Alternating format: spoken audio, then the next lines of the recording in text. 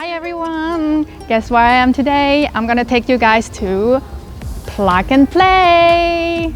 Woohoo!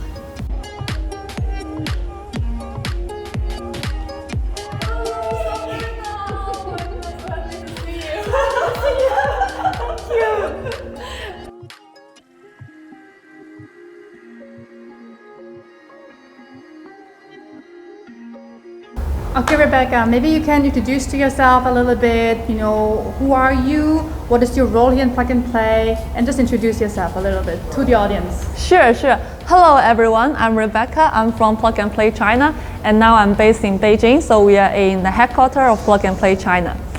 So I'm in charge of the cross-border acceleration program, so now I'm the cross-border manager at Plug and Play. Every year we help startups that we invested and also accelerated from all over the world to access to the China market.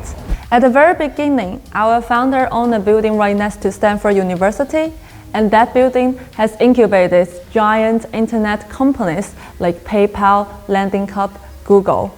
It's been called the Lucky Building.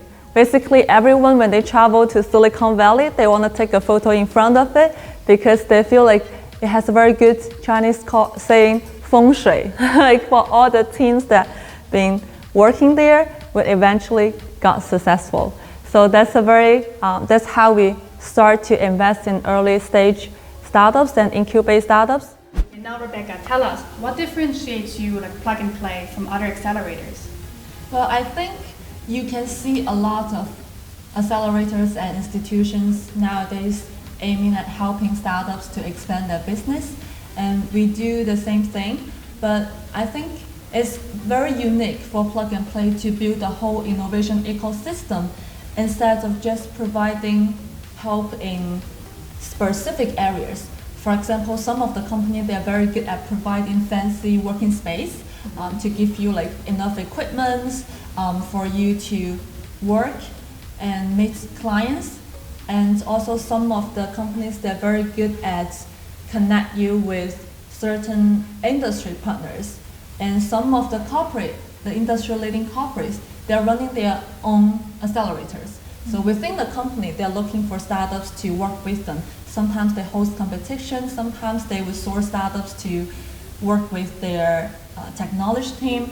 But for Plug and Play, I think it's very unique to run the whole innovation ecosystem, including all those services and resources. So for example, we have we have office space, we have mentors, they are from our corporate partners, executives, and industry experts. And we also run accelerator programs every year. It's a 3-month program. Now Rebecca, maybe now you can share with us how can those startups actually get into Plug and Play? Do you have maybe some tips and tricks that they can get so it's easier for them to get in there? Yeah, very good question. So I think we have, well, like all the other companies and incubators, we have our own selection process, and we have a whole community to review every startups and also do the internal analysis and comparison. So for the startups who wants to join Plug and Play ecosystem and programs, first of all, you need to apply. You could either find our email on our website and then shoot us an email with your BP, or if you want, you could contact Sabrina and get my contact. That's always good. You could give me the BP directly, it's fine. I'm in charge of all the cross-border startups. So be in touch first to let us know what you do, what you provide with the solution, what you are looking for. And we will also have interview with the startups to understand deeply, to ask you guys some questions, to also get some questions from you. Do you have any question for Plug and Play? Also, what kind of partners or goal you are looking for here? So contact us to go through this kind of selection process, and once we find the match or proper opportunity, we will let you know. It could be our accelerator program. It could be a single deal flow with one specific corporate. It could be a city innovation program to connect you with partners and resources, not just in tier 1 cities like Beijing and Shanghai, because we also have this team based on over 22 cities in China to deeply connect with local VCs and companies who are looking for startups. What are the startups that you really find more attractive? Like, what are the startups where you see like, oh, if they do this, that would be like a plus? Yes. I think from an investor perspective and also from running the Accelerator programs perspective, we value startups usually from, I could say, 3 perspectives. The first one is definitely the team, because for early stage startup, team member is very important. Investors are more like invest in the people, not just the company at the beginning. So we need to check the team's background. For example, how many working experience you have in this industry, what kind of school you graduate from, what kind of what experience do you have before you decided to create your own startup. So the team member, their background are very important. And another one is, the second one would be the product and technology itself. Like how good is the product? What's the barrier here? What's the core technology here? Yeah. So that's very important for all investors and for us to select startups into Accelerator program. And also we need to see if you really have some market traction here in China. Yeah. Okay, so the third one is, I think we also want to see, compare with the local competitor here in China. What advantage do you have? Because you're entering the China market, right? So we want to see, we have a lot of probably similar solution here. Why would the local clients or partners select your product instead of the local business partner? So it needs to be very clear what's your advantage here. Yeah. And to prove your market traction, I think it's very important for all cross-border startups to have a solid business model and business base in their home country. For example, you already passed the seed round. You already had your first or second round fundraising. That's good, because that proves that in your home country you got the acknowledge or you got the traction from the local investors. So does it mean that they usually have to have something in their domestic country already? Yes. Okay, so this is one of the requirements. Yes.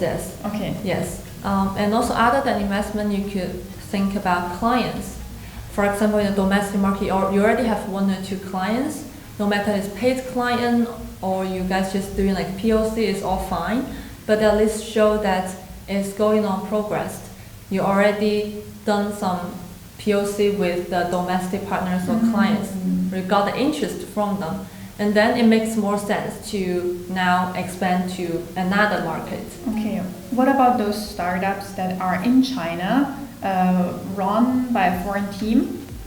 Okay, yeah, that makes much more sense.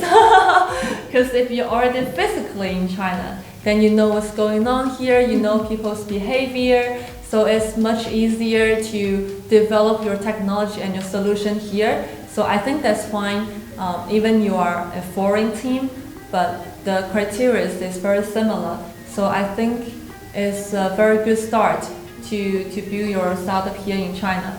But if you are not familiar with the market, you've never been to China, you never talked with any partners or clients in China, you are just on paper, by doing your homework and analysis, you think China would be a good fit for your goal, for your product.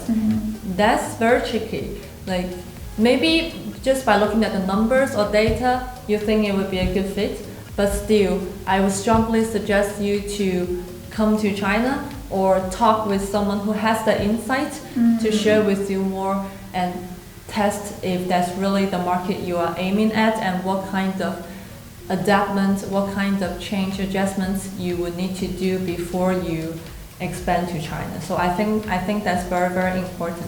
Yes, to understand the market. So basically it is about having the right team, right? Then having already some tractions, either in the local market or in the foreign market, or even here in China if you're already in China. and then also has its own technology. Exactly. Yeah, because if you are like a business model innovation, right, it's easy to be copied. That's not just the scenario in China. It's the same all over the world.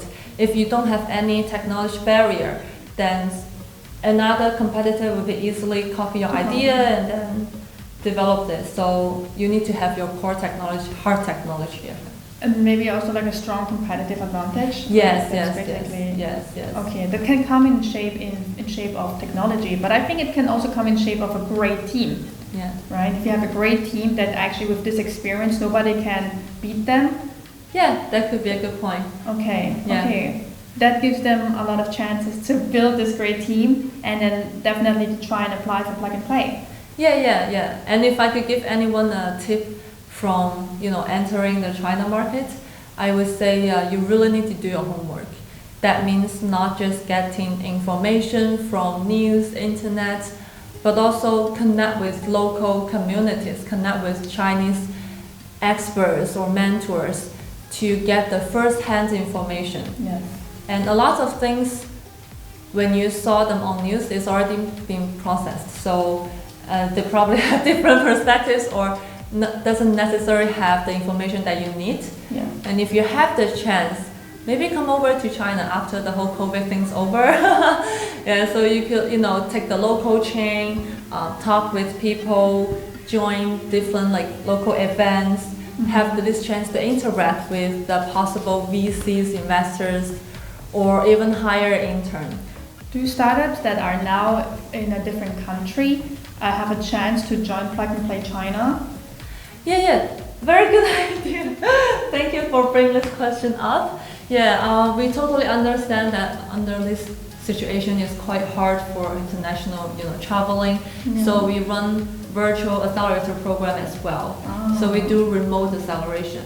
Yeah, we have online workshop to prepare you to enter the China market, to prepare you from the knowledge from structure company, finance, IP, hire interns, do marketing in China, and also we have remote, we call them online deal flow, so that we could invite startups and our corporate partners to have a Zoom meeting to deep dive, to talk with different business units, the tech team, the investment team, to have a touch base, understand each other.